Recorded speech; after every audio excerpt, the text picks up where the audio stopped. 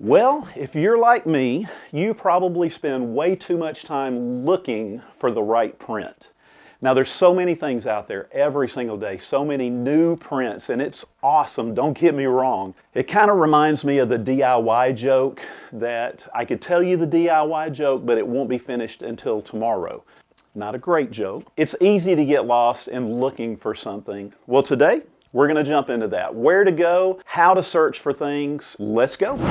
Hey everybody, it's Eric with you again, and we're going to get started with websites, places you can go to find prints, things that you can put on your 3D printer and have fun and enjoy and just be excited about using. There's a lot of websites, millions of files out there. What I wanted to do is just give you a few of my favorites, and most of these sites are free. There are some that are paid. I'll let you know as we go through which are which. If you stick around to the end, I'll have a little bonus for you.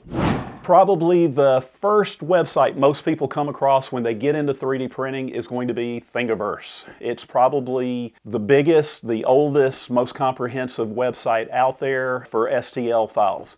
And unfortunately, it's probably the most frustrating. No real updates in years, outages, slow load times, downloads that simply just don't work, advertisements, and a whole bunch of other problems. So why would I even recommend them? Well, the truth of the matter is it's still the go-to site for most creators and people getting into 3D printing. Recently, they did join with Ultimaker early 2023, so here's hoping that there's going to be some improvements, and soon. Prusa Company has made an incredible website, and they call it Printables.com. It's very easy to get around in, and if you're like me, what you'll end up doing is clicking the follow button and following some of your favorite creators. Another favorite pastime is just getting on the home screen and scrolling and seeing what's new. And they're constantly updating the website to make it work better. Along with their community aspect is just absolutely incredible. They constantly have all these new contests going on for creators, and the creators win little things and stuff like that. But the big thing here is that when the creators make things, we win as well, because now we get new content, and it's good stuff that they've done for a contest. And there's plenty of other free sites out there like Umagine, GrabCAD, Instructables, and NASA. Yes, even NASA. You can go on their website and download and print everything from moon rocks to the Curiosity rover. And to add to all of those sites that have just free files, there's a lot of sites that do free and paid. One such site, it's Cults3D.com. They have both free and paid content, and if you just want to stick with the free, go up to the top, and when you click on your search, just on the right there, you can change that and just search by free. PinShape is another free and paid option, kind of like the Pinterest of the STL world, and if you just want free with them, just like you would with any shopping site, you sort by the lowest price, and the lowest price will be at the top, and that'll be free. Free3D has free and paid, and while not everything is free, they have a lot of stuff on there well worth a look. When you're doing your searches for these files on these different websites and everything, I'm sure at some point it's crossed your mind, why don't I just do a search on Google or Bing or something like that? And the simple answer is, when you search for a specific extension like this, it doesn't always give you the best results.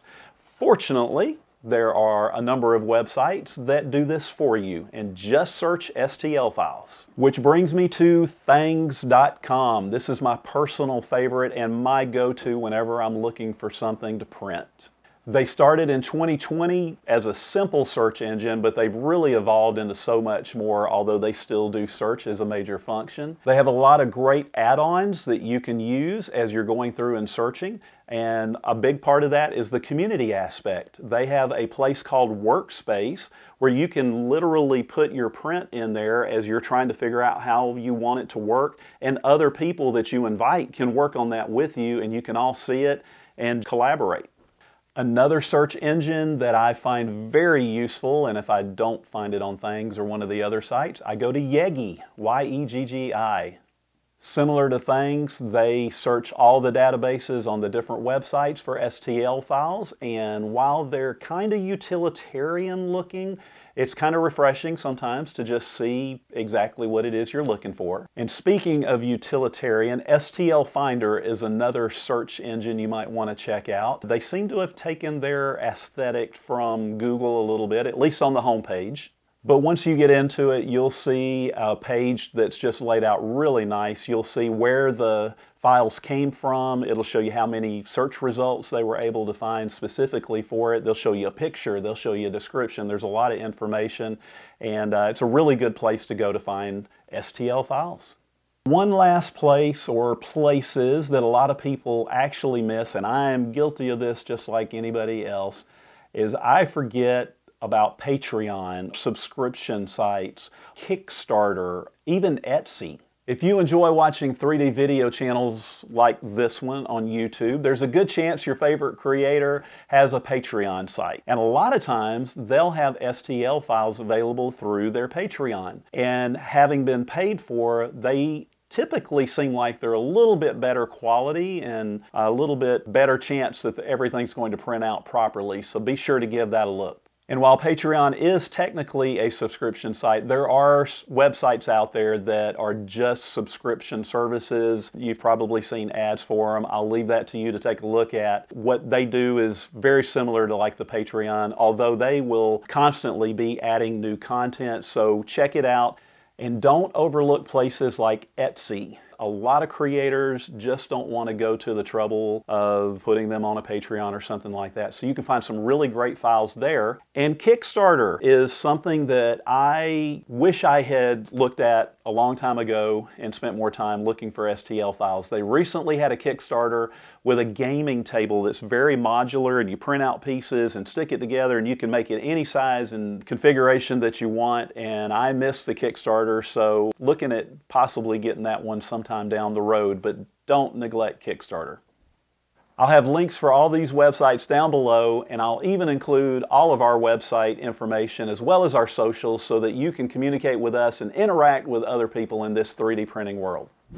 Well, now that we've made a decision on a website or somewhere that we're going to look at to get some files, the next thing we need to do is make sure that those prints are actually going to work for us.